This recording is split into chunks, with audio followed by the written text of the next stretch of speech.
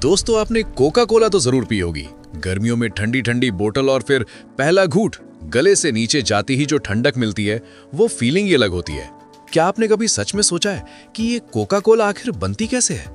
क्योंकि ये सिर्फ पानी और शुगर मिलाकर बनी कोई साधारण ड्रिंक नहीं है।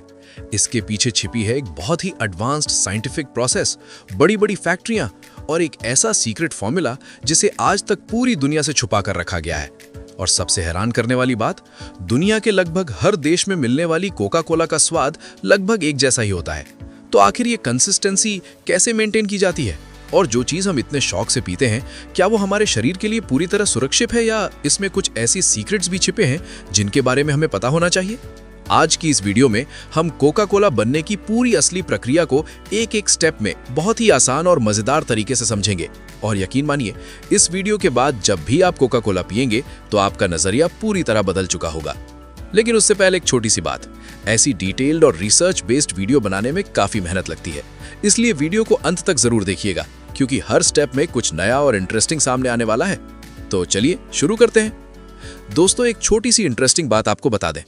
कोका कोला को पहली बार 1886 में बनाया गया था और इसे ओरिजिनली एक दवा के रूप में बेचा जाता था। जी हाँ, शुरुआत में लोग इसे सिरदर्द और थकान दूर करने के लिए पीते थे।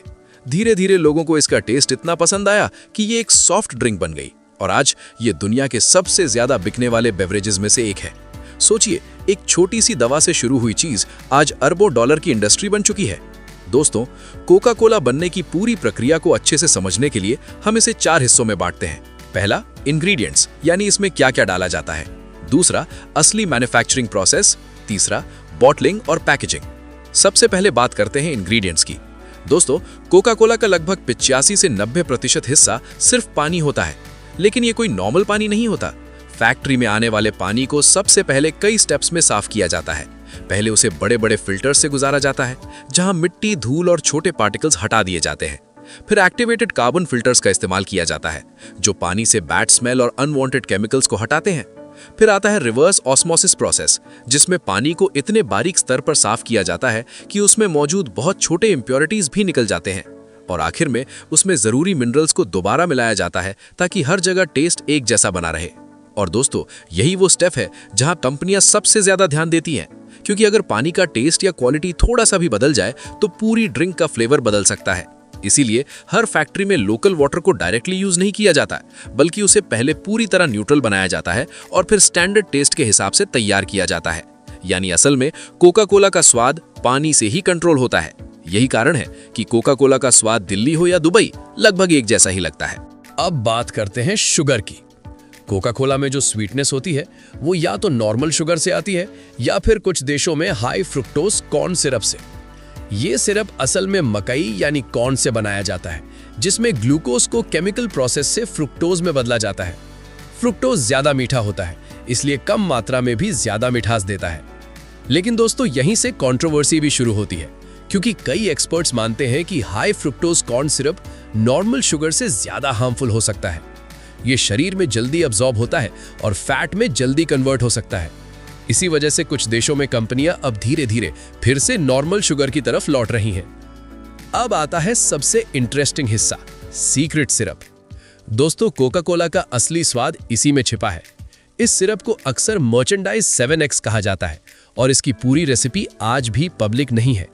लेकिन रिसर्चर्स के अनुसार इसमें वनीला, सिनेमन, सिट्रस ऑयल्स जैसे लेमन और ऑरेंज एक्सट्रैक्ट्स और कुछ एरोमेटिक कंपाउंड्स मिलाए जाते हैं।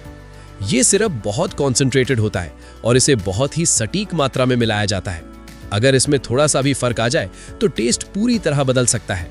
और सबसे इंटरेस्टिंग बात, इस सीक्रेट फॉर्मूला को लेकर एक कहानी काफी फेमस है। कहा जाता है कि इसका ओरिजिनल फॉर्मूला एक वॉल्ट में बंद रखा गया है और उसे बहुत कम लोगों ने ही देखा है। यहाँ तक कि कंपनी के अंदर भी हर व्यक्ति को पूरी जानकारी नहीं होती, बल्कि अलग अलग हिस्सों में जानकारी बांटी जाती है, ताकि पूरा फॉर्मूला कोई एक व्यक्ति न जान सके। यानी ये सिर्फ एक ड्रिंक नहीं, बल्कि एक वेल प्रोटेक्टेड सीक्रेट है। अब चलते हैं मैन्युफैक्चरिंग प्रोसेस की तरफ। सबसे पहले एक बड़ा मिक्सिंग टैंक लिया जाता है। इसमें प्योरीफाइड वाटर डाला जाता है और फिर उसमें शुगर या सिरप मिलाया जाता है। इस प्रोसेस को सिरप ब्लेंडिंग कहा जाता है। यहाँ हाई स्पीड मिक्सर्स का इस्तेमाल होता है ताकि हर चीज अच्छी तरह घुल जाए।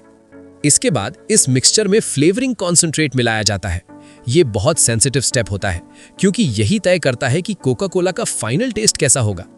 इस दौरान पूरी प्रोसेस कंप्यूटराइज्ड होती है ताकि हर बैच में बिल्कुल सेम रेशियो मेंटेन रहे। अब आता है कार्बोनेशन। दोस्तों, यही वो स्टेप है जो कोका कोला को सॉफ्ट ड्रिंक बनाता है। इसमें लिक्विड को बहुत ठंडा किया जाता है, लगभग 0 से 4 डिग्री सेल्सियस तक, क्योंकि ठंडे लिक्विड में गैस ज्यादा अच्छी तरह घुलती है। फिर हाई प्रेशर के साथ कार्बन डाइऑक्साइड गैस डाली जाती है। ये गैस लिक्विड में डिसॉल्व हो जाती है और कार्बोनिक एसिड बनाती है जो हल्की सी एसिडिटी और वो शार्प टेस्ट देता है। जब आप बोतल खोलते हैं तो प्रेशर कम हो जाता है और गैस बबल्स के रूप में बाहर निकलती है, इसीलिए आपको फुस की आवाज सुनाई देती है। और दोस्तों, यही कार्बोनेशन एक और काम करता है। ये ड्रिंक को हल्का एसिडिक बनाता है जिससे बैक्टीरिया आसानी से सर्वाइव नहीं कर पाते। यानी ये सिर्फ टेस्ट ही नहीं बढ़ाता बल्कि ड्रिंक को सेफ रखने में भी मदद करता है। अब बात करते हैं क्वालिटी कंट्रोल की। दोस्तों, हर बैच को कई बार टेस्ट किया जाता है। उसका pH level, sweetness level, gas pressure सब कुछ मेजर किया जाता है। कुछ सैंपल्स को लैब में टेस्ट भी किया जाता है ताकि कंसिस्टेंसी बनी रहे। अगर कोई भी पैरामीटर स्टैंडर्ड से बाहर जाता है तो उस बैच को रिजेक्ट कर दिया जाता है। कई बड़ी फैक्ट्रियों में तो रोबोट्स और एआई सिस्टम्स भी इस्तेमाल किए जाते हैं जो हर बॉटल को स्कैन करते हैं और स्लाइटेस्ट डिफेक्ट भी पकड़ लेते हैं। इससे ये सुनिश्चित होता है कि मार्केट में जाने वाली हर बॉटल परफेक्ट हो। अब आता है बॉटलिंग प्रोसेस। खाली बोतलों को पहले पूरी तरह स्टेरिलाइज किया जाता है। उनमें हाई प्रेशर हॉट वाटर और सैनिटाइजिंग केमिकल्स डाले जाते हैं ताकि कोई बैक्टीरिया ना बचे। इसके बाद ऑटोमेटिक फिलिंग मशीन्स में कोका कोला को बोतलों में भरा जाता है। ये प्रोसेस बहुत तेज होता है। 1 मिनट में सैकड़ों बोतलें भर जाती हैं। फिर तुरंत कैप्स लगाए जाते हैं ताकि अंदर की गैस बाहर ना निकले। इसके बाद लेबलिंग होती है, एक्सपायरी डेट प्रिंट होती है और फिर कार्टन्स में पैक करके मार्केट में भेज दिया जाता है। अब सबसे जरूरी सवाल, क्या कोका कोला पीना सेफ है? देखिए, कभी कभी पीना ठीक है, लेकिन रोज पीना प्रॉब्लम बन सकता है। एक 500 ml बोतल में लगभग 50 ग्राम तक शुगर हो सकती है, जो WHO के डेली रेकमेंडेड लिमिट से ज्यादा है। इससे ओबेसिटी, डायबिटीज और फैटी लिवर जैसी प्रॉब्लम्स हो सकती हैं। एक और दिलचस्प बात, अगर आप कोका कोला को लगातार ज्यादा मात्रा में पीते हैं तो ये आपकी टेस्ट बड्स को भी बदल सकता है, जिससे आपको धीरे धीरे ज्यादा मीठी चीजें ही पसंद आने लगती हैं। दूसरा इशू है एसिडिटी। इसका पीएच लगभग 2.5 के आसपास होता है, जो काफी एसिडिक है। ये धीरे धीरे दांतों के एनामल को नुकसान पहुंचा सकता है। तीसरा, कैफीन। ये नर्वस सिस्टम को स्टिम्युलेट करता है, लेकिन ज्यादा लेने पर एंजाइटी, स्लीप प्रॉब्लम्स और हार्ट रेट बढ़ा सकता है। अब बात करते हैं डाइट कोक की। इसमें शुगर की जगह आर्टिफिशियल स्वीटनर्स जैसे एस्पर्टेम या सुक्रालोज डाले जाते हैं। इसका फायदा यह है कि इसमें कैलोरीज बहुत कम होती हैं, लेकिन कुछ स्टडीज के अनुसार ज्यादा मात्रा में आर्टिफिशियल स्वीटनर्स भी बॉडी पर नेगेटिव इफेक्ट डाल सकते हैं।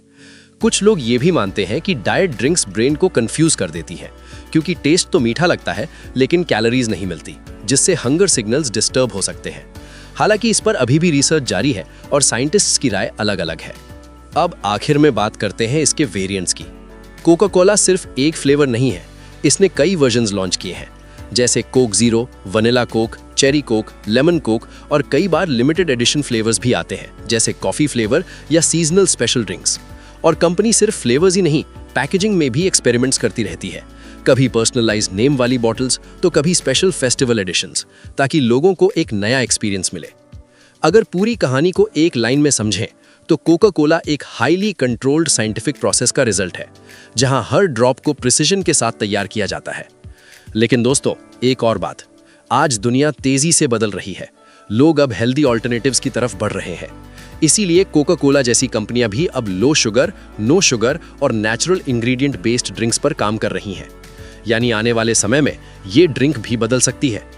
तो दोस्तों, अगली बार जब आप कोका कोला पिए तो सिर्फ उसका टेस्ट एंजॉय मत कीजिए, बल्कि ये भी सोचिए कि इसके पीछे कितनी साइंस, टेक्नोलॉजी और हिडन फैक्ट्स काम कर रहे हैं।